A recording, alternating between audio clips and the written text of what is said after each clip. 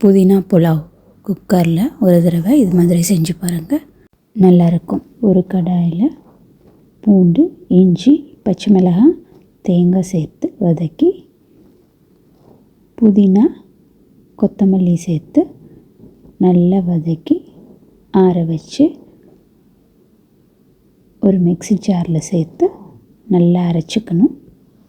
குக்கரில் நெய், எண்ணெய் சேர்த்து ஹோல் கரம் மசாலா, வெங்காயம் சேர்த்து வதக்கி அரைச்சி வச்ச புதினா பேஸ்ட்டையும் சேர்த்து நல்லா வதக்கி மஞ்சத்தூள், உப்பு, தக்காளி சேர்த்து நல்லா வதக்கிக்கணும்.